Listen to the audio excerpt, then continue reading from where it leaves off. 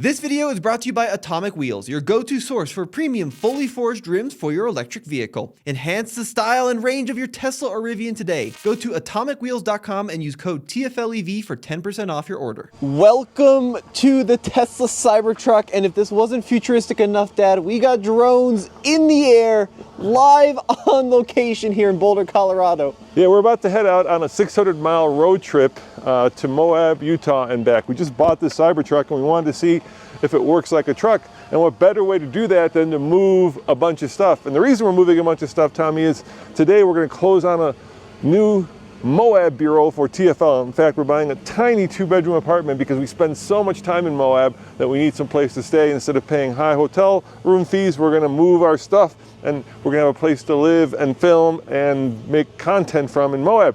But let's talk about the Cybertruck and let's talk about it as a truck and not as a thing of art. Well, I think we've learned a couple really important lessons when loading this stuff in. First of all, the bed is heavily tapered, so it's much wider at the tailgate side than it is at the bulkhead side, and it kind of tapers in, which means loading square things is a little bit of a pain because... Like boxes. Yeah, like that either fit really well here or really well by the window, but then you get this awkward gap in between. And then we've learned that there are really sharp edges, like right here. Tell them what happened. Well, I was loading up one of these couches, and I just got a little too close like that when I was hopping in, and I really left a number on my leg. There's like probably a good 2-inch by 3-inch bruise, because some of these corners are very sharp, which you don't typically find in a lot of trucks. I mean, you might have a sharp edge of a tailgate, but it's usually shrouded in plastic, not on this truck. You know, usually when a car designer builds or designs a car, the form follows the function. What we're learning with the Cybertruck is that the function follows the form. In other words,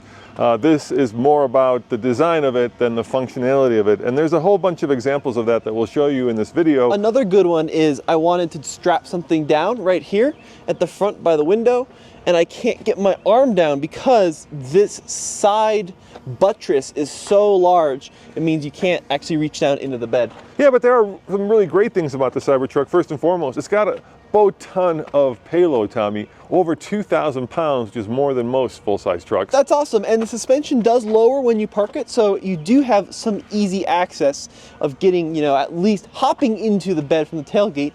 Now, another thing we're finding too is this is a full-size truck. The rear seat space is definitely a little bit more compromised, especially if you want to stack items, like we got our cushions in here and some luggage. This looks like a ton of stuff. It's really trash bags, knives, forks, a little tiny trash bin, and it's full. Don't ever open this again, okay? I think you just got to smush it in there, Dad. Hold on. Nice. Don't ever open that door again. So front seat room is really very good. Oh, you know, Dad, what we could do, though, this is a rookie mistake, is we could be putting stuff in the front trunk. You push. Where's the... You don't pull, you push on it. You push on it? Push forward, the button is forward. So you're pulling on it, the button is right there. Oh, of course, because you wouldn't want to pull to open. No, that's just me being obtuse. That is actually a useful space, which we are not utilizing. Dad, you want to bring my little bag over here? Yes, I'm bringing the thing that fell out. So look, the Cybertruck is already, you know, we found more space. Having said that, in this video, we're going to do a lot more than just move. We're going to take it off-road, and we're probably going to put that in an off-road video, but we're also going to show you our new TFL bureau after we close on it, so you'll see exactly what we'll be working out of. We're also going to do kind of a range test, see how many times and for how long we have to charge to get to Moab. It's at about 82% state of charge right now because we had to drive it down here from the ranch. All right, well, let's load on up. We'll show you the screen and we'll go from there. Here we go. We are navigating to Moab, Utah. It is finding the chargers along the way. It's saying we're going to stop in Rifle, Colorado. Now it's saying we're going to stop at Edwards and Parachute. So it readjusted its plan. Looks like we're going to spend 10 minutes in Edwards, 45 minutes in Parachute, and we're going to arrive at Moab at 3:07. We're going to see how accurate that is. Now, we are going to use the Tesla supercharging network. We could also potentially use EA stations with CCS, but I think we're going to try this on the Tesla network first to see how that works. Well, it's going to be a little tight because our closing is scheduled for 3:30, so we're leaving in the nick of time. So let's talk about kind of form over function. A traditional pickup truck has always been 3 boxes. The box in the front for the engine, the box in the middle for the people, and the box in the back for their stuff. Now Tesla has taken that box factor and made it into a triangle, and that limits the amount of space you have. In fact, they've taken that design language so far that the rearview mirrors are now triangles as well, which isn't grand because it kind of limits your ability to see out the back. Do you see in this video view that all I get is road, obviously, because the camera's on the tailgate and the tailgate is down, but I can switch to this video view, right, which kind of shows me what's next to me.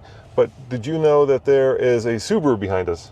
No, but I don't think you would know that in any other truck either, because the bed full on this truck is similar to the bed full on an F-150. So when the bed is full on any truck, I'm not sure that's useful. A better comparison is going to be when we've got the tailgate up and all the stuff out of it. But yeah, I mean, look, maybe if they put the camera in the roof, you would have some more visibility. I think that'd be a good idea. It'd be cool if they made this into a rear view camera like they do in a lot of other trucks. That'd be very cool. But the side view cameras are pretty useful. I do like that. It's easy to see what's in our blind spots. Yeah, but not easy to see what's behind you. Tommy, you remember when we did that Dude I Love My Ride with the guy who had the Murcielago? Yeah, I do remember that. Remember when he opened the door? Yeah, he didn't have shoes on. Yeah, because there wasn't enough in the space in the footwell for him to have his shoes on. And I kind of feel like the Cybertruck is a little bit like that, right? In that it follows much more in terms of its form than its function, which, you know, has been done forever by Italians, but now for the first time in truck form by Americans. Yeah, I mean, I think that the design is very polarizing. I think that the material it's made out of is very interesting, but I think specifically with the triangle shape, you really are sacrificing the usability as a pickup truck in order to obtain this interesting look. So you're compromising the versatility of the vehicle for a design factor. And for me, especially in the truck space, that's just not something I'm willing to give up. Maybe we'll find some interesting uses for triangles that we haven't considered, but so far it seems like squares are better at holding stuff. Yeah, the other thing that's really odd and kind of unfunctional in this vehicle is this tiny steering wheel. Have you ever seen like one of those Rottweilers that has this dog collar that's like massive and all metal, and you kind of get the sense that this dog can chew your arm off if it wanted to, and that's why it's got this giant collar on it?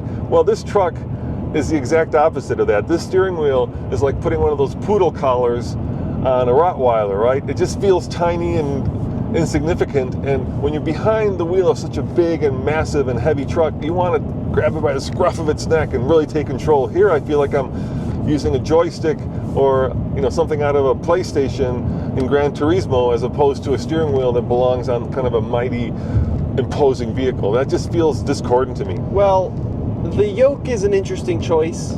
You also don't have a top or a bottom to grab onto. You also don't have stocks.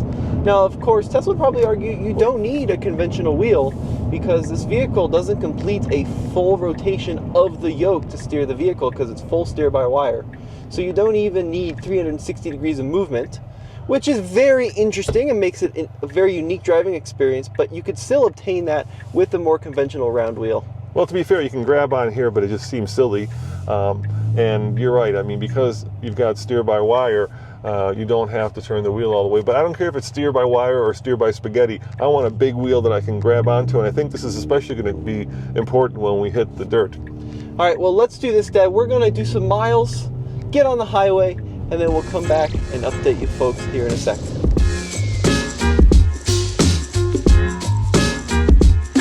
Tommy, so we are cruising up Vail Pass, and it's snowing because, you know, in Colorado it could snow all year. It sure can, yeah. It's 40 degrees Fahrenheit outside according to the truck. We got some slightly wet roads. Hopefully those couches don't get too mucky back there, or we're going to have some dirty bottoms when we sit on them. But the range is doing pretty well, Dad. So if you look at our energy meter here on our trip, we're actually beating the projection, which is pretty cool, and we're projected now to skip our Edwards charger and pull into Rifle at 7.2% state of charge. Yeah, I gotta tell you, the truck is very comfortable to drive. It's, you know, handles really well. It's got a cushy ride. The only thing that I'm a little bit salty about, and I kind of came across that way as well in the first video, is the fact that we paid for full self-driving, but we don't have full self-driving. We don't have autopilot.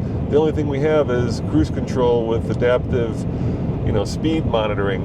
And I would really love to actually be able to test at least full self-driving on the Cybertruck right now, but I don't have it. And you feel like after you've paid a lot of money for something, to have to wait for an over-the-air update is, at least somebody of my generation, is a little odd.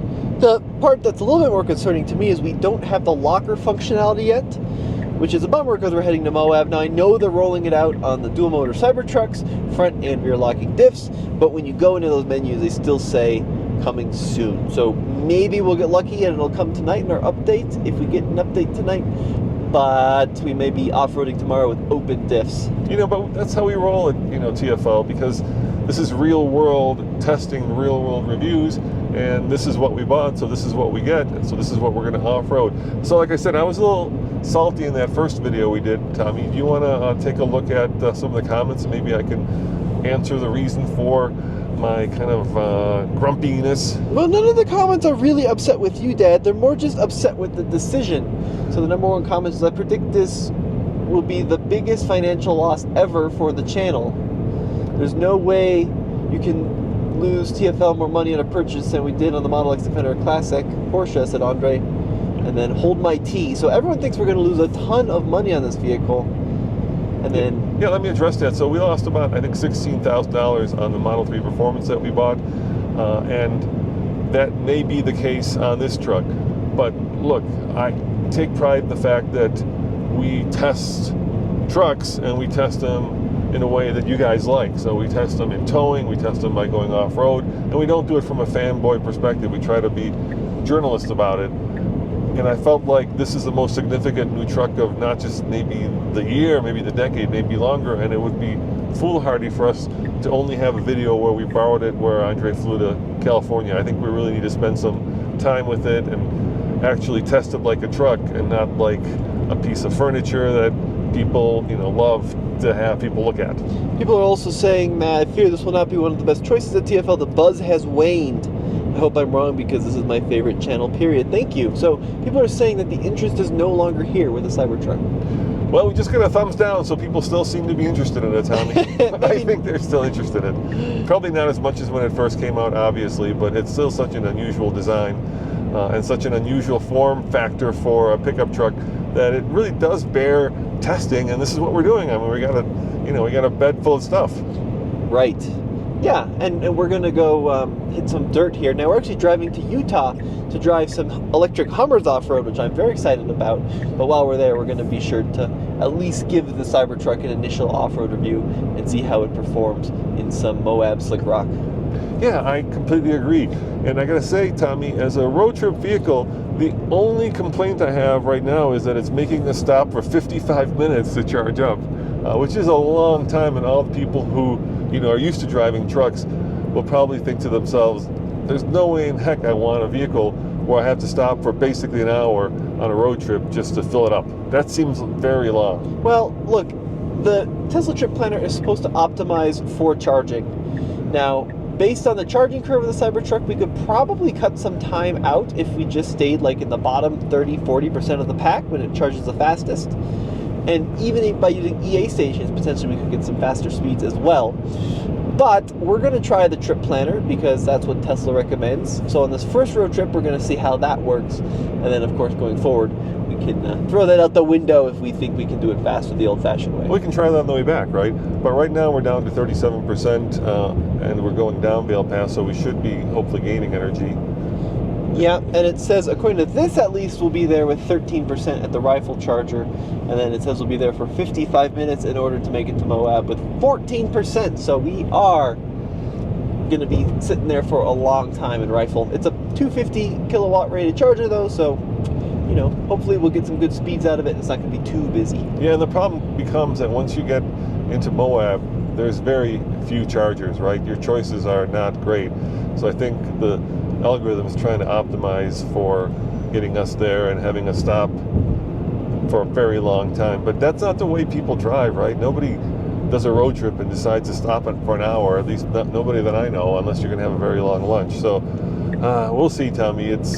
That was the most frustrating thing I felt when cross-country tripping the Model 3 Performance from Florida to Colorado. I just felt like I was spending a lot of time charging. And that may be the Achilles heel of not just this electric truck, but every electric vehicle until they get to the next level of battery technology. But we'll see how grumpy I get sitting there for 55 minutes.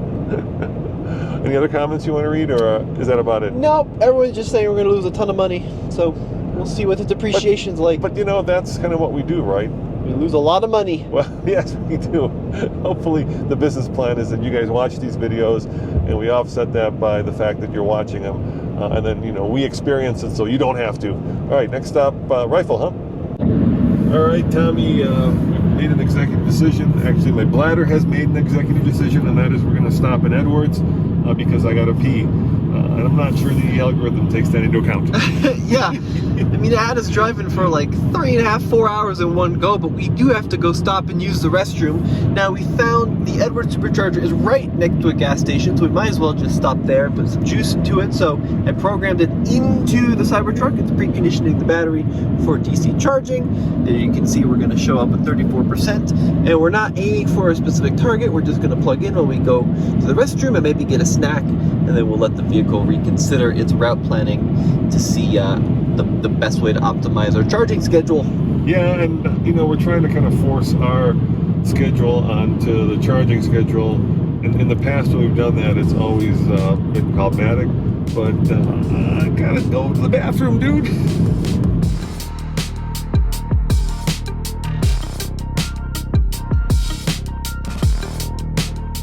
I'm wondering, Tommy, how fast do you think we'll put power into this truck? You think it's going to be over 150?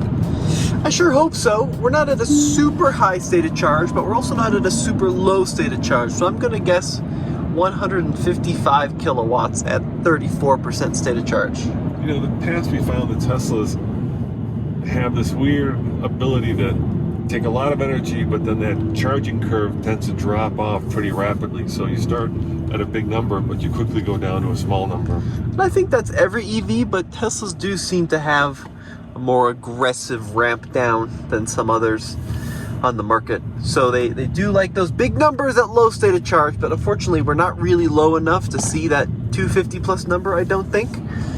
The other nice thing about this charging station is it's at a gas station with a fast food place, so we can get some libation. There's also a Starbucks here, if I remember right.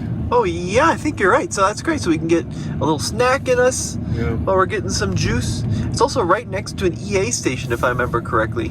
Yeah, they're both here. So got Teslas and CCS. Cats and dogs fighting, Tommy, for charging, for electricity. It's nice that they got that little EV sign here at the Wendy's in Edwards. Yeah, it is nice. Never mind, there's no Starbucks. Oh, shoot. Oh, shoot, I thought I was at some other place. Well, we can see how maneuverable this is because we're going to have to back up into the supercharger because, as you know, Tesla puts their charging sockets at the back of the vehicle, unlike some other manufacturers that stick them in the nose. All right, navigating past the gas station here. Zip around here, zip, zip. We have been to this station a couple times. Yeah, this has been here a while now. Not with the Cybertruck. Oh, there's 1, 2, 3. 3 cars charging up, but not too crazy busy. Yeah, so we'll go to the last one, and hopefully that means we'll have the most room to park. Yeah, we'll get the most room to spread out because this is a big old vehicle. Now here's the hard part.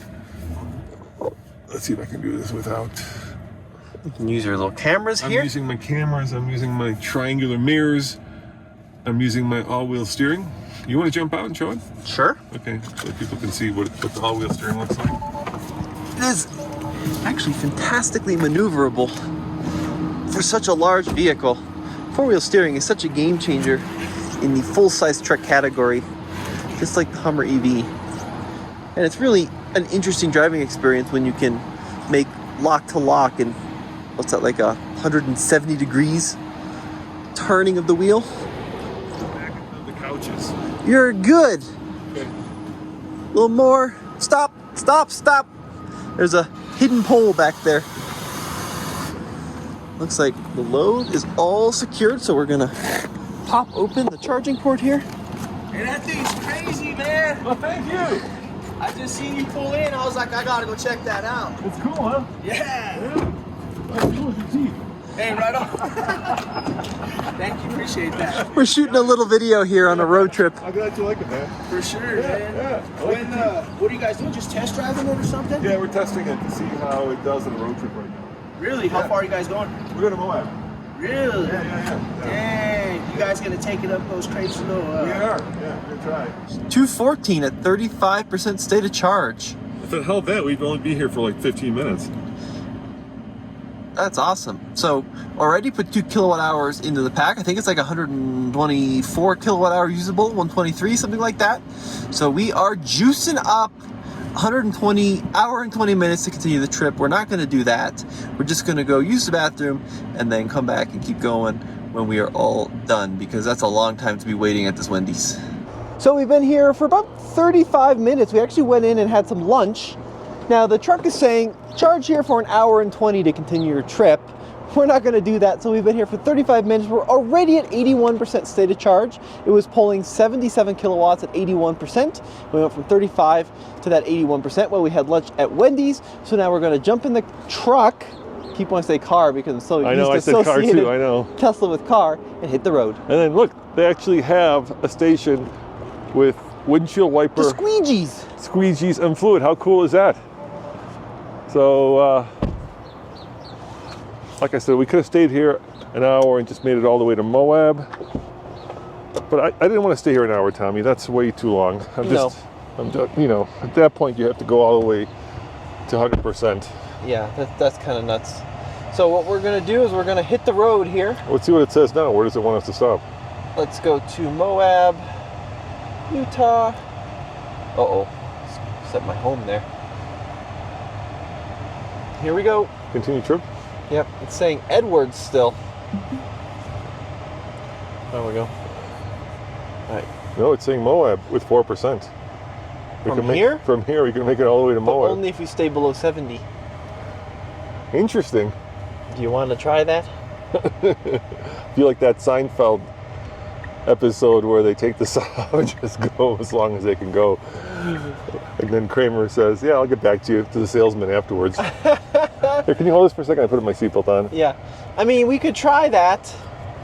My concern is that it's going to feel pretty silly going 70 when we're in Utah and everyone's doing 85. Yeah, this is a problem. Maybe we'll stop in Rifle for like Are you at a squirt? just a squirt.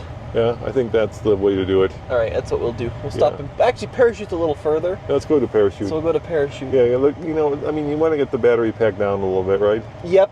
Yeah, we want to charge at a lower state of charge. All right, so how's being behind the wheel? Ooh. See, you're getting used to that steering. Yeah, it takes a little bit of time because it's a little twitchy at first, you know, and you're so used to using more input.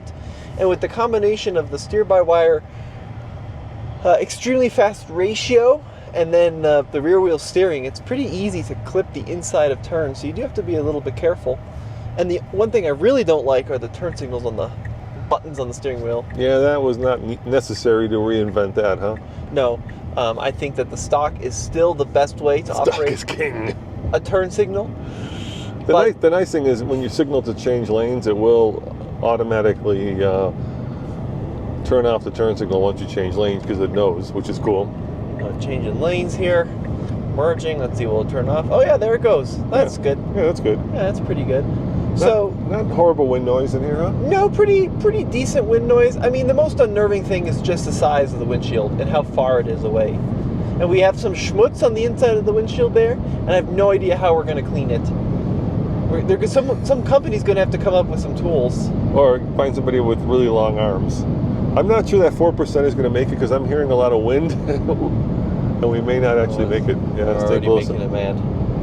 Wait, you're not staying below 70%. No, so we're going to go at the speed limit and then just do a squirt in Rifle or parachute. Yeah, whatever's farther. Plus, when we get to Moab, we're going to want more than 4% because we have to do a little bit of driving around. Yeah, well, I mean, we got to go unload we got to go close on this condo and unload all the stuff. So a lot to do still. All right, we'll be back when we stop again. See you soon.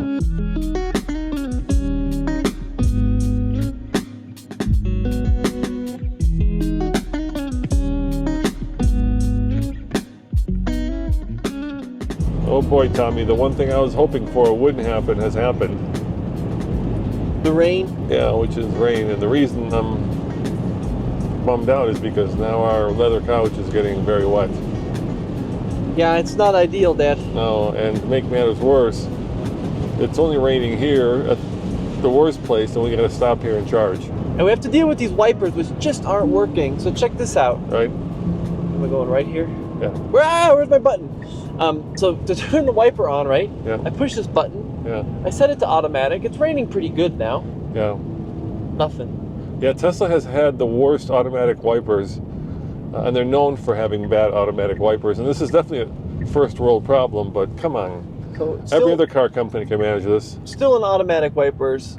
Windshield's now covered in rain, so then I have to push here, and then I have to use this little scroll wheel to go to the first position, and now it will wipe at an acceptable speed. But they just don't work.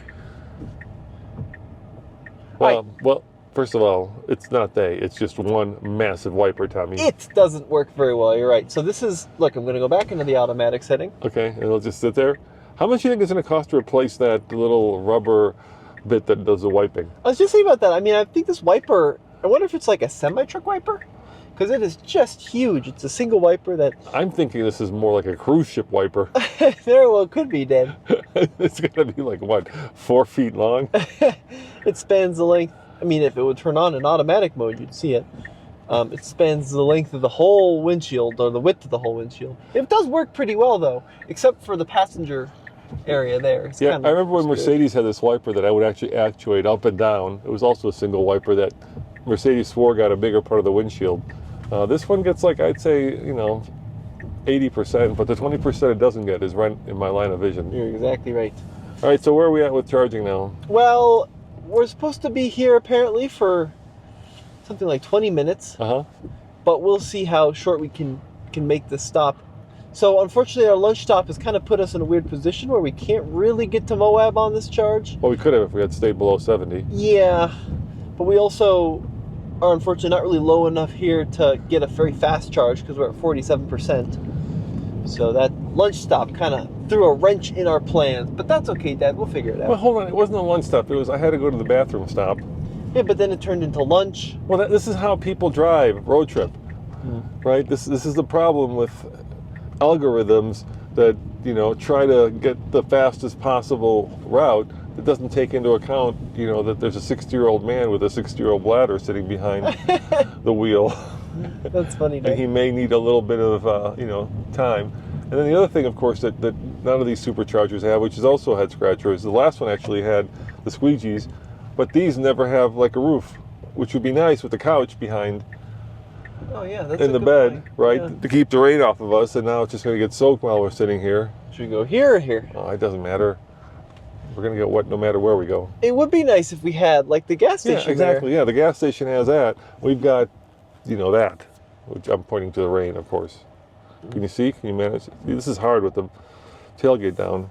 These are the little things that you don't necessarily know about by just watching reviews until you actually own the truck and have to live with it and have to use it for things that people use trucks for, which is moving furniture. That's an interesting point you've made here, Dad. What do you think of the little swipe for It's okay. I the transmission? that No I transmission. That I don't mind. The direction to travel Yeah. is not too bad. I actually thought I would dislike it, but I've come to accept it. It's Yeah, I kind of like just it. fine. The one thing I thought I would hate, I don't hate. The thing I do hate is little tiny poodle dog collar sized wheel on a truck that looks like it's a Rottweiler ready to attack you. So right now we're getting into Moab, Dad. You can see we'll be at negative 13%. Okay, well, let's hurry up. I mean, this couch is getting wet as we sit here. Okay. Oh no, What? it's not long enough. So I'm just gonna have to come closer this Yeah, way. just come close this way.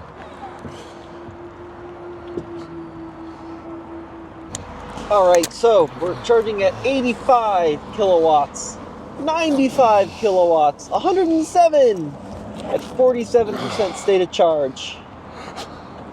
128, 140. All right, so we'll be here for about 20 minutes. I think we're going to cut down the 25 minutes to maybe 20. Oh, my dad's opening the front trunk. Putting his luggage in there. Turn the wiper off here so we don't damage anything. And yeah, 170 at 48%. That is okay. We've already added a kilowatt hour. So we're gonna let this puppy keep charging, and then we're gonna continue along with our trip. We need at least 12%, or we're not gonna make it there. How's it going there, Dad? Getting wet. Anyway, let's go back to the Cybertruck. These things are not long enough. Yeah, it's a little bit of a challenge with the tailgate down to get them to stretch. Yeah. The V4 chargers are gonna have longer cables, so that's gonna be Be nice if they were retractable, huh? yeah, it'd be cool if they had a longer extension on them. That would be cool. Now, Tommy, to be fair, I think we should mention that we have had the Hummer EV to Moab when we owned it. So I've road tripped that. We also own the Lightning. I mean, we've owned about every electric truck outside of Rivian. And so this is nothing new, having to wait and charge.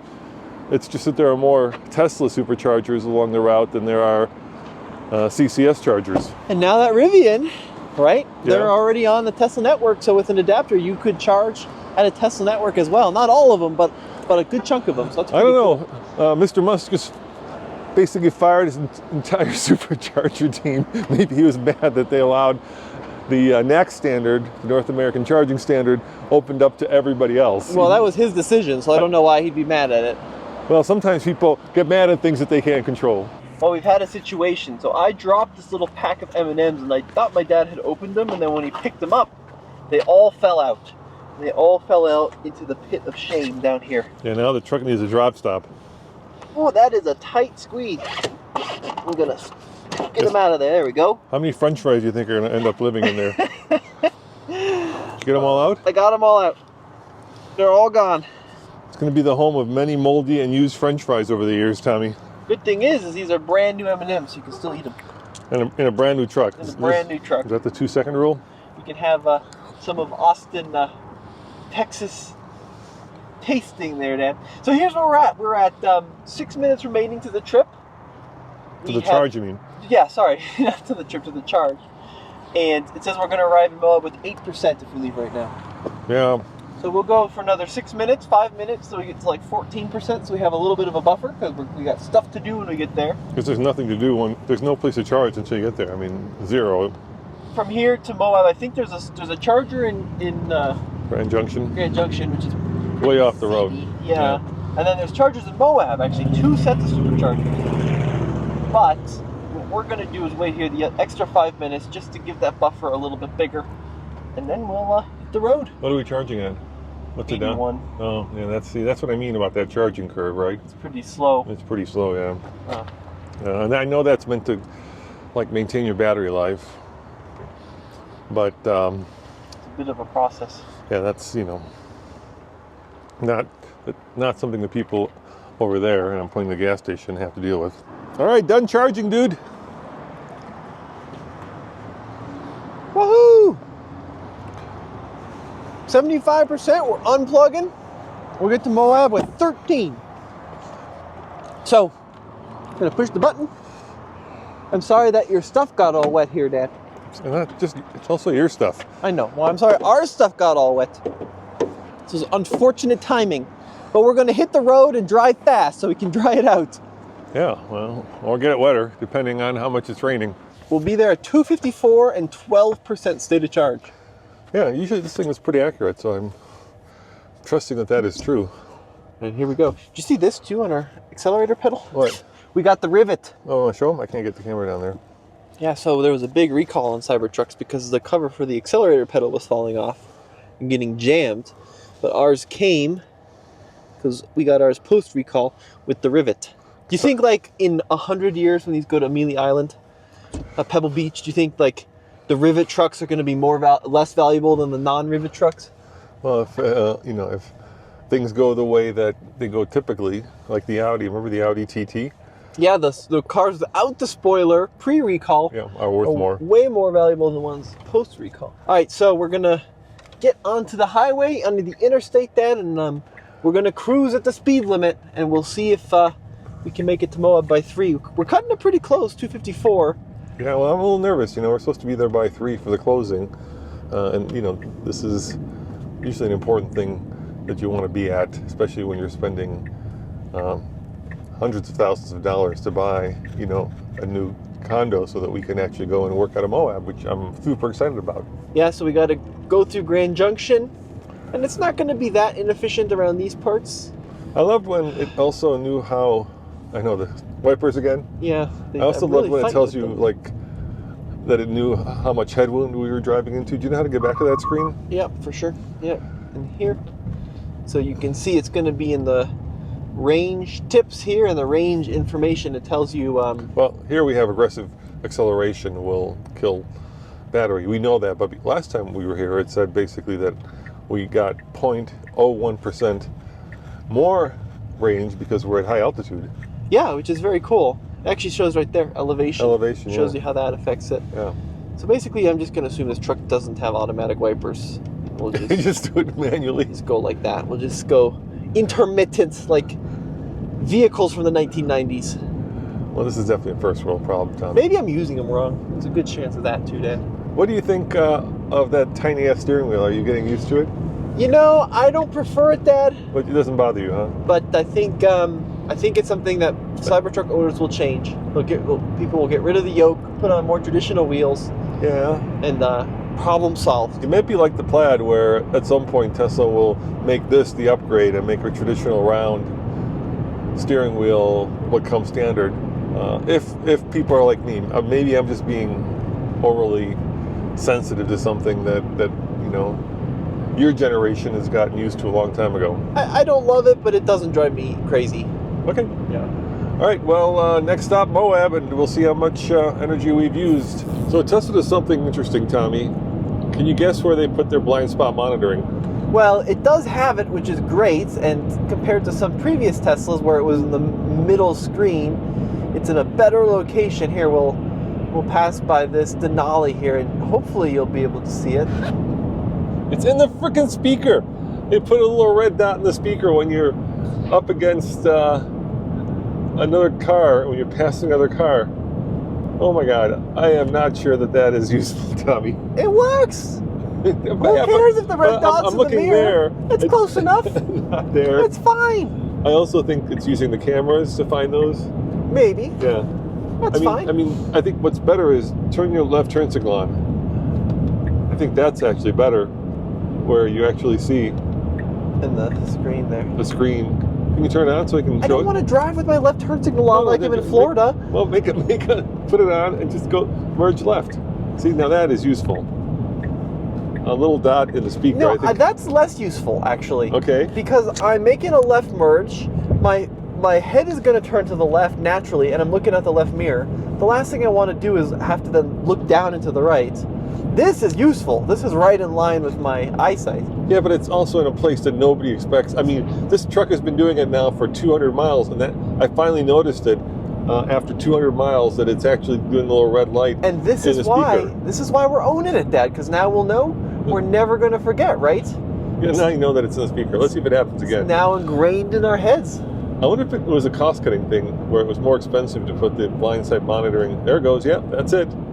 In the mirror, because you had to run a wire to it, so they decided let's just put a little. I don't know. It's so close to the mirror, though, Dad. Yeah. Well, some cars put it up here on the A-pillar. Yeah, that's What's wrong true. with that? Yeah, but they don't hide it behind a speaker. I think you're grumpy for the sake of being grumpy there, No, Dad. I'm fascinated by it. I'm not grumpy about it. I'm just fascinated. All right. Well, we learned something new already, Tommy. With the Cybertruck. After 3 days of owning it. Does any other Tesla do that? You know, the ones we've owned, which you got a thumbs up. Oh, nice. The ones we've owned, which is a Model X, and 2 Model 3s have not done that. I don't know where the new Model 3 puts it. Oh, and the Model Y, we own that too. That didn't do it. I don't know where the new Model 3 puts it, the refresh. Yeah, that might put it there. That might put it there. Let's do it in the comments.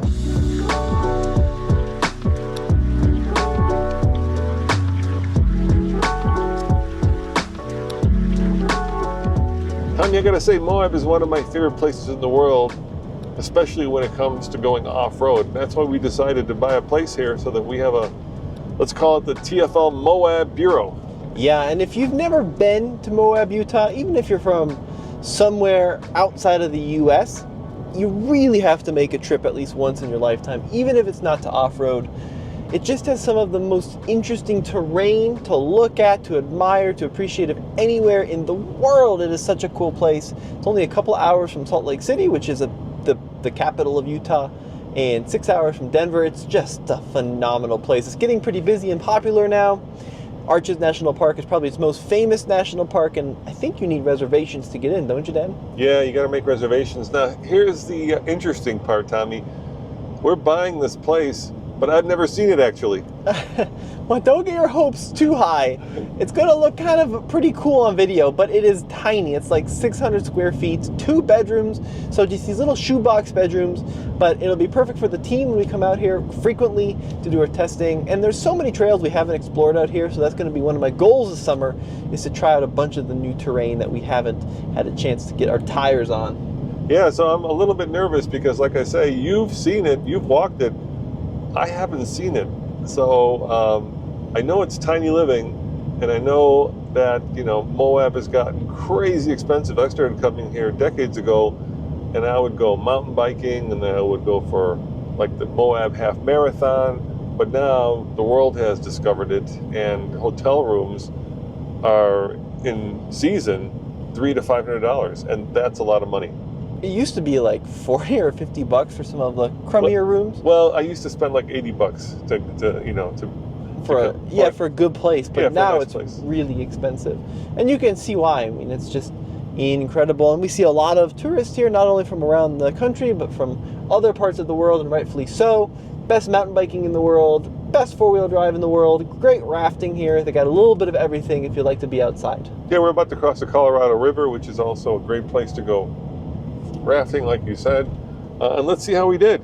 So according to, oh, look at that. We've down to 10% when we arrive downtown. I thought it said that we get here with like 13 or 14%. Yeah, and the trip estimator was spot on the money for the first part of the trip. It's gotten a little bit optimistic on this last part. And I know we were doing 80 miles an hour, but it should know that we were going to do 80 miles an hour because it's aware of the speed limits and that kind of thing. But look, 10% is enough to get us to the place and to the closing, and then we've got a couple of supercharging networks, and they even have something called a Magic Dock here, Dad, which means you can charge a non-Tesla with a CCS port on a Tesla charger. Wait, there's a Magic Dock in Moab, but we don't have one at our local mall? Yeah, isn't that crazy how that works? Yeah. So the first supercharger is coming up here on our left. It's at one of the hotels. But we're going to blow by that even though we only have, 10% of the battery left. But look, I mean, it's such a big battery. That's still like, come on, 33 miles of range. We could go home with that. Well, that's like half the range of an old Nissan Leaf. Yeah, exactly. That's the 2011 Nissan Leaf ownership experience. So all of these hotels are brand new. They never used to be here. This was kind of a down-home place where you'd go and, you'd show up with your mountain bike or your dirt bike gear, and you'd get yourself like a maybe Holiday Inn if you were, bougie, or Motel 6 if you weren't, and you'd spend $80 a night, and you come in all dusty and dirty.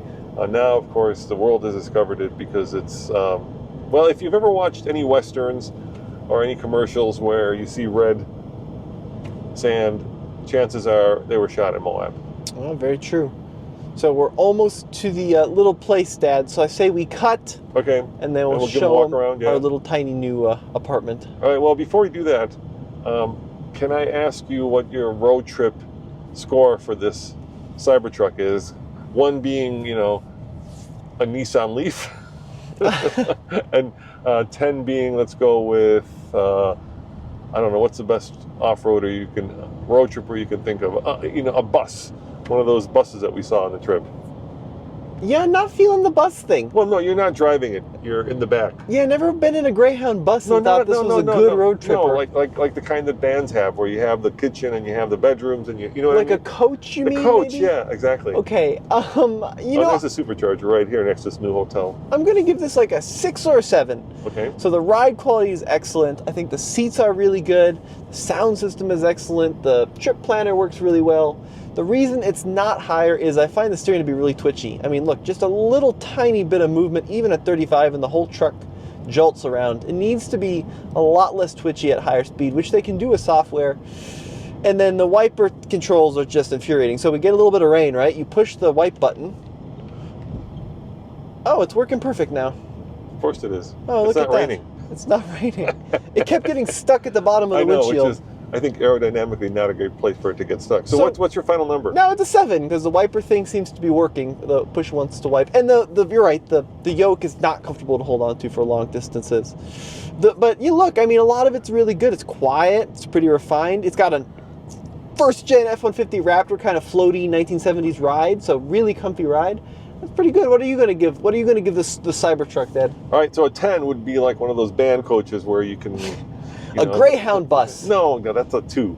But look, to me, trucks are the best road trip vehicles because you sit up high. They've got a lot of room in them. Yeah, but this one, chock-a-block. the other thing I forgot to say. All This right. one doesn't have a lot of room, especially with this. Yeah. I mean, it's 19 meters to the front of the windshield. It's so far out there, I can't even reach it. And I'm a quarter of the way with my hand right 19 millimeters from my head to the ceiling here in my driving position. So yeah, that's what my other reservation. But yeah, you do sit up high. now. Well, this is the problem with a pyramid-shaped truck, Tommy. Well, you think that A right triangle about does not lend itself. Well, that's the top of the triangle, but yeah, you couldn't wear a cowboy hat in here. that. So what's your score? All right, so let's start with a 10, and I'm going to deduct points. All right. Okay. So I'm going to deduct 1 point for the fact that we paid for full self-driving, but we don't have full self-driving. That's a good one. That's kind of lame, right? Mhm. So no lane centering, none of that. I'm going to deduct another point for that goofy steering wheel, so now we're at 8. Yep. I'm going to deduct another point for the fact that it's electric and I get range anxiety. Well, that's just a you thing. I mean, this is so good. I know, but still, there's gas stations everywhere, and there's 2 superchargers in Moab, and I was starting to get worried when we were down to 10%. So now we're at 7, right? Sure.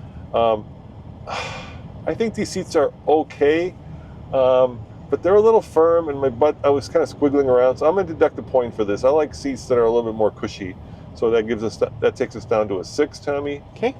But then I'm going to add a point for that tan-out cover, because I think that's a really great idea. You can throw a lot of stuff in there and actually seal it, and you can't do that in most pickup trucks. So you're at a 7. Yeah, just a lot of stuff Well, you could... hold on. You can in most pickups. No, you add can't. a tonneau cover. No, but they're not secure. I think this thing is pretty secure, right?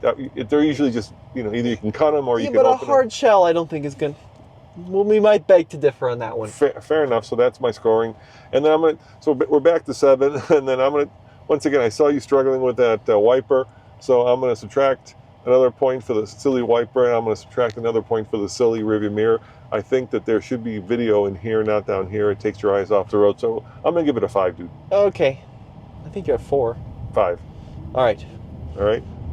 Correct me in the comments below if I've done that wrong. All right, so let's head to this place that we're purchasing in the next hour. We're going to go to the closing, but we're going to do a walk around where I get to see it for the first time. So I'm both excited and nervous. All right, here we go, Tommy. Our new little TFL Moab Bureau. Yeah, this is it. So we got a little closet here Yep. with our water heater. Nice. And then we got some storage here, which is really, oh no. Oh, we got a washer and dryer. I've been wrong. Sweet. 0 for 2 so far. And then over here is this little first baby bedroom. Yeah, these are tiny, but it's really, kind of a hotel for us, right? Exactly. It's really what we need. I love the views, though. My God, they're gorgeous. Yeah, they're not bad, huh? You Yeah. got the bluffs there on the other side of the highway, which is beautiful. And then coming through here, Yeah. we've got our little bathroom here. We got to get a curtain. Yeah, we need a curtain. Yep, so just a basic bathroom. Well, the nice thing is because it's so tiny, it's not going to take a lot of furniture, right? No, not too much. We do have great views here and a little bit of a kitchen. Yep, little kitchen with our And then, of stove. course, the staff working area. This is where all the magic's going to happen. Actually, it's all going to happen out there, but when we're editing. Yeah, we got a nice little view from here. Exactly. And then over here is the second bedroom, which is about the same size, and then a pretty good sized closet. We got a fan, we got AC.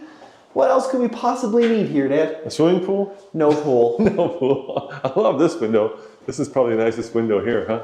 Oh yeah. With those views. Yeah, look at those views. Ah, that's really nice, huh? Well, there you have it, guys. Now we got to go to the closing and make this officially ours. So thank you for joining us for this first road trip. And we're going to be doing a lot more stuff from Moab now that we have a place that we can call home and have the team stay at. So I'm super psyched. And I can't wait to get more Cybertruck off-road reviews out there and a lot more other things that are coming now that we can just come here and not have to worry about booking a hotel room. Sweet. We'll see you guys next time. Ciao. Let's go pay for this bad boy.